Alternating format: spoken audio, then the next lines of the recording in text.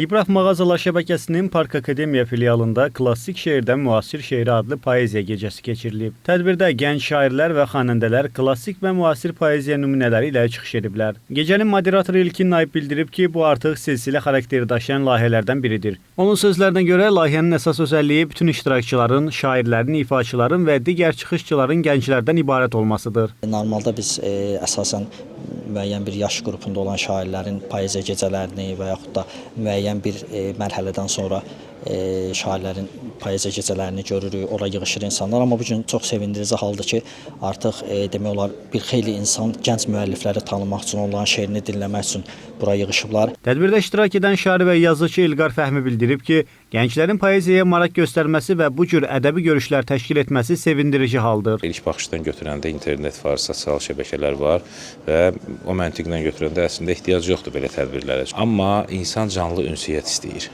Nə qədər internetdə, başqa vasitələrlə yayılsa da canlı ünsiyyətin yerinə heç nə vermir.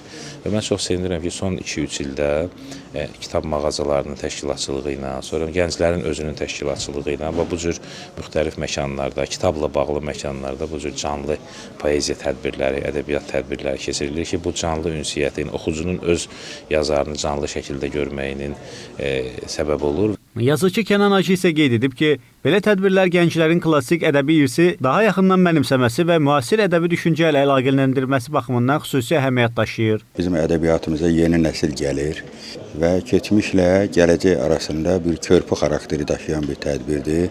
Xüsusən də Füzuli, Nəsimi, Vaqif, Seyid Əzim və Əliağa Vahid klassik ənənələri üzərində qurulan poeziyamızı müasir formada və müasir düşüncə tərzinin tətbiq edilməsi baxımından gənclər ustadlardan faydalanmalıdır. Şair Kamal Hüseynzadə öz növbəsində vurğulayıb ki, sənətin gələcəyi gənclərin yaradıcılığı və ədəbiyyata olan münasibətindən asılıdır. Belə tədbirlərin hər biri Azərbaycan mədəniyyətinin inkişafı üçün, təbliğatı üçün mühüm addımdır.